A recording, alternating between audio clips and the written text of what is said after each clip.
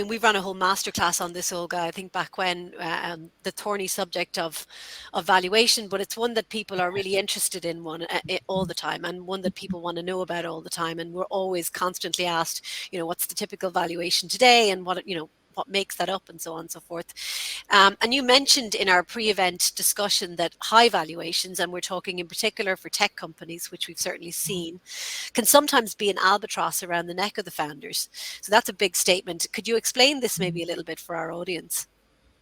Yeah, and I think that, again, I'll draw on experience that is beyond Lilt, because their path has actually been um, quite a great example. I mean, both the various rounds they've had, the valuation that they've had at the different rounds, it's almost kind of fit a classic pattern.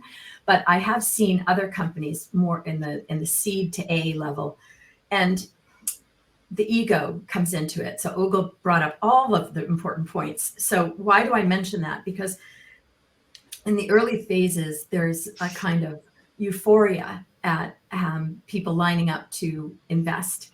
And the valuations serve as a kind of proxy for that early entrepreneur's feeling of being successful. It's hard work, right? Being an entrepreneur, maybe this is the first time that you've been responsible for payroll. You have people that rely on you for their earnings and their family's earnings, and the stress levels go up and up. And at the same time, you're likely not taking much out of the business. You're paying yourself in virtually all cases less than you might get if you were out taking a salary.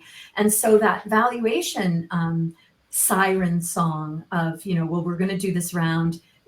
Why do the investors do it? Because they're dulling the pain of you, kind of taking more, giving them more equity and diluting yourself. So by doing that, what they do is they pep up the valuations and say, well, no, these are our comps, and this is the valuation that we're actually going to base our cap table on.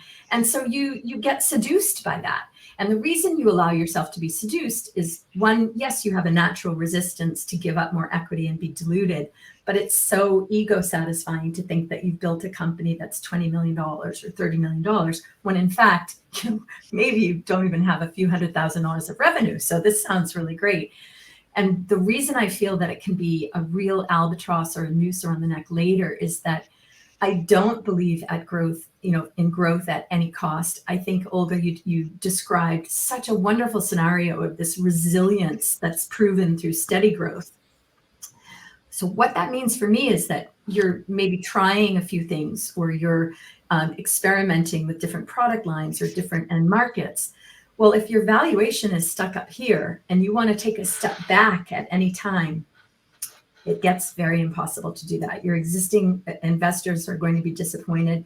You're not going to be able to go out and solicit funding at that valuation level if your story hasn't come through. So that's why I think that sometimes these overly peppy valuations can feel great in the moment, but later on it may well be a real concrete block around your neck. So I think the least amount of money that you can get away with in the early phases, a combination, again, Olga said it best, bootstrap what you can, take the funding to do something that's truly transformational or exponential, but don't take it because your ego wants a nice pat on the back that you've built something that's worth X amount, because that might not be the best way to go.